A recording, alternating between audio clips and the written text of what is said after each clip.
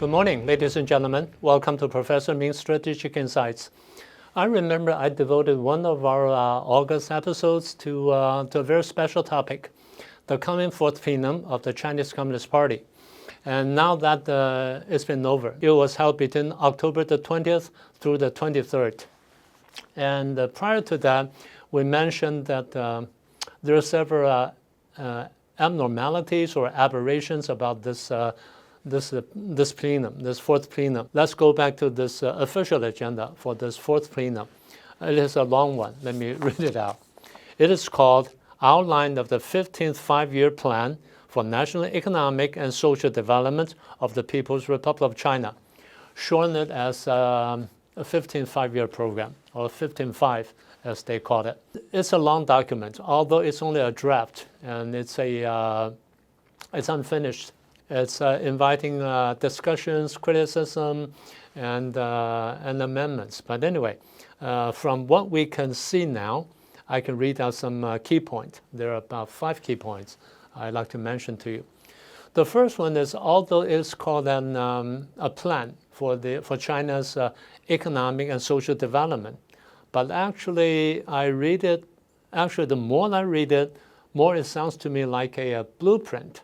A blueprint for China, for Communist China, to compete with the United States, strategically, militarily, economically, and technologically. First thing first, in this document, they put much emphasis on something what we call technological self-reliance and innovation. Actually, technological competition has become the main battlefield between Communist China and the United States.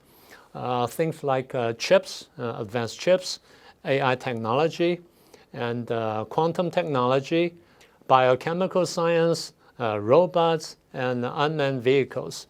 And the list can go on, but it can at least extend it to things like reconstruction of the production chain and, how should I call it, digital sovereignty. And these are all the important areas where they may have some fierce competition against the United States. Second is, I noticed that they are upgrading their strategy. They put almost equal emphasis on both national development and national security. They talk about things like how to safeguard the security of energy, food, and supply chain. The third point I read from this document is they're very much on guard against the United States, although they don't really say it. You don't see it in any wording or any statement. But if you read between the lines, you can detect it. They're very much worried about the United States technological bans and financial sanctions, and even trade decoupling. So these are something that they pay much attention to. And that's the third point. The key point number 4 is they try to, it seems to me, they try to reconstruct what they call a new type of global economic order. They want to strengthen their capability of the so-called Belt Road Initiative. They want to promote their relationship or their trade relations with the Global South, and their trade relations with markets like African markets, Mid-Asia markets, Latin American markets, and even ASEAN markets in order to replace the missing American market. And something related to that is the internationalization of the renminbi, their national currency, and their so-called de-dollarization in their financial sector. And then also they mentioned something like building the new international rules or regulations concerning technology, digital science, and green economy, and things like that. So from all these points, you can easily detect that they are not just they're not just talking about how to develop China in the future 5 years in domains like economy and society. It's much more to it. They're actually drawing out a blueprint for the competition against the United States or even the Western world. And the last thing I want to mention from this document is They also put much emphasis on how to boost their domestic consumption. As we mentioned to you before, the domestic consumption in China is much lower than that or than those of the leading economies. For instance, United States domestic consumption contributes about 68, probably a little bit more than that, 68 to 69% of their GDP. And for the UK is 61%.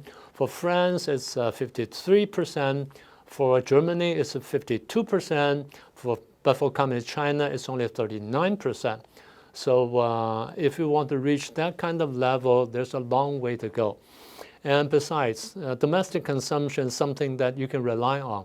Should there be any serious conflict with foreign countries, decoupling, bans or sanctions, or even a possible invasion of Taiwan, and you'll be facing sanctions from all over the world.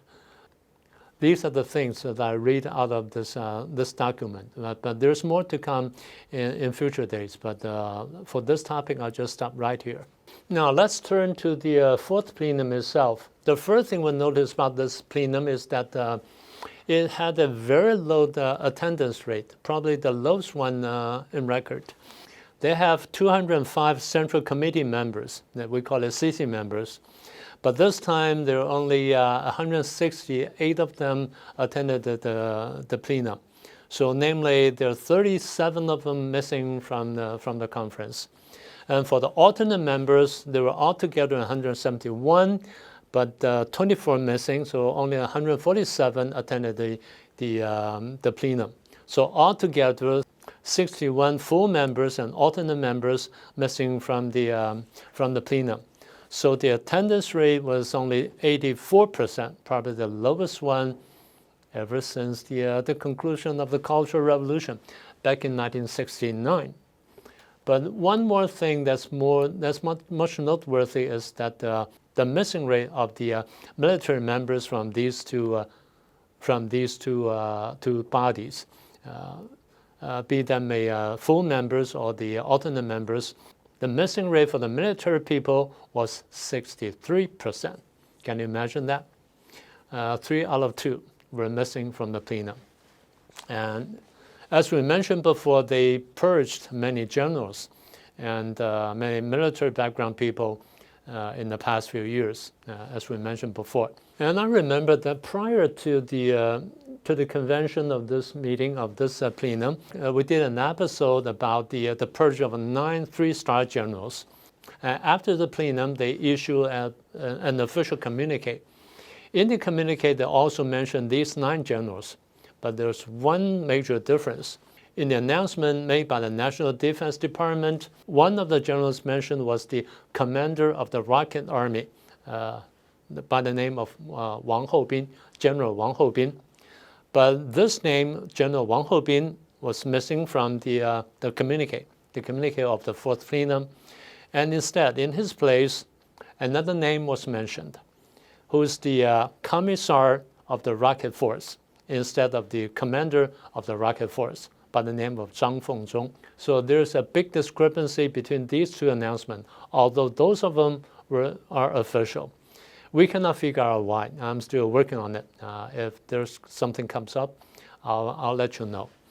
But also from the scenes broadcast in the Central TV, the Chinese Central TV, we know something unusual. In general, in the conference hall, people were packed up, and they sat in lines of chairs and with tables in front of them, and with teacups and documents in front of them, and things like that. But this time, when we check the pictures very carefully, we notice something. There were altogether 3 empty rows, somewhere in between among the seats. 2 of them were totally empty and blank. But one of the 3 rows, apparently there were some people who were sitting there, because we noticed there's still teacups remaining on the table. So that's kind of unusual. And strangely enough, altogether the broadcast time was about 24 minutes, and the the empty rows showed up more than about 10 times. So again, that's kind of unusual. We have to work on that. One of the most striking abnormality we've observed about this plenum is the composition of the CMC, the Central Military Commission. We mentioned that there were altogether 7 members originally. There were 7 members for this Central Military Commission, for this CMC. And some of them were missing for a period of time, and then it's been announced that they're being purged, like the number 3 guy, General He Weidong, a 3-star general, purged and being officially announced this time. And then 2 more were gone. So 3 of them were gone, and only 4 of them remained in this previously 7-member body. But this time they promoted 1 general, 1 3-star general, to the position of vice chairman of the CMC in place of the purged He Weidong. And this gentleman is by the name of Zhang Sengmin, who was the head of the disciplinary sector.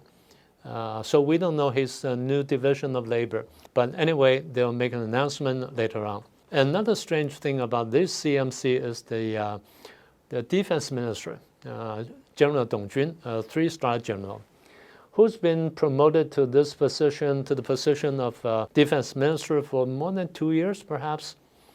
And according to a routine, he should be promoted to become one of the CMC members, but he hasn't got that, and that's really unusual. So that some people speculate that he might be under investigation, or he might be implicated in one of the cases, but we don't know. But anyway, he's not been promoted to the CMC membership. So that's something that we have to watch in the future. But in addition, other than these people, there are some rumors and also speculations about some purged generals or generals who are still under investigation but hasn't been officially announced yet. Let me not bother you with the Chinese names. Let me just read out their position and their title so that you know how important these people are. The first one is a commissar of the Eastern Theater. The second is a commander of the Western Theater. The third one is the commander of the Northern Theater. The fourth one is the commander of the Central Theater. There are altogether 5 theaters, and the 4 of them are, there's a 5th one, the commissar of the Central Theater. So there are 10 top leaders in these 5 theaters, but 5 of them are gone in this list, on top of what we mentioned before. So literally almost all 10 of them are now either being arrested, purged, or at least under investigation. And in addition, there are more to come. Now, the commander of the Army, and the commissar of the Navy, and commissar of the Armed Police. So tell me what you think. If you are an outsider, if you're an outside watcher of the Chinese politics or Chinese political struggle, tell me what you think. I know what's on your mind. But anyway, so that leads us to one last question: the political status of Xi Jinping himself. As I mentioned before, there are so much rumors and speculations about his whereabouts, about how stable he is on his position, and how much challenge he's facing, and how many people want to oust him. And people are even name names like former Premier Wen Jiabao, or former Secretary General Hu Jintao, or another vice chairman of the CMC, 3-star general Zhang Youxia. People like that. You can make up a long list. But like I said, I had some reservations about it all along. I always thought that, let me make this clear. I know for sure there must be lots and lots of political struggles among these top leaders, among themselves, and between Xi Jinping and his followers, be they civilian officials or military generals. Well, and also the officials, the civilian officials and the military generals may be suspicious about Xi Jinping and may be doubtful about his policies and things like that. So there are all kinds of, using their jargons, contradictions among them. But I mentioned to you before, I remember this. I mentioned that, yeah, maybe there are so many people that are not happy about Xi Jinping, but under a dictatorship like that, I guess very few people would dare to make the first move unless somebody make the first move. Otherwise, no one will probably dare to make the first move. So that's usually the case. And personally, I think that's the case.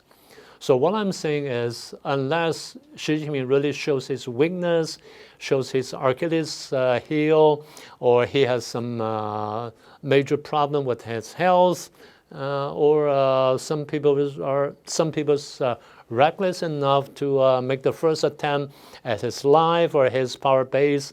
Otherwise, I don't think that very many people would dare to try that. So there are so many challengers, potential challengers for his post, for his power, but so far his political base is basically stable and safe. The question is, we don't know how long it's going to last. That's something that we do need to keep an eye on. So I guess we have covered so much material for today. And there's more to come, but let's save them for the next time. So this is what I want to share with you today. I hope you like it. And please share it with your friends if you haven't done so. And please subscribe to it. And if you haven't done so, and remember to click the icon bell. And that's all for today. I'll see you next time.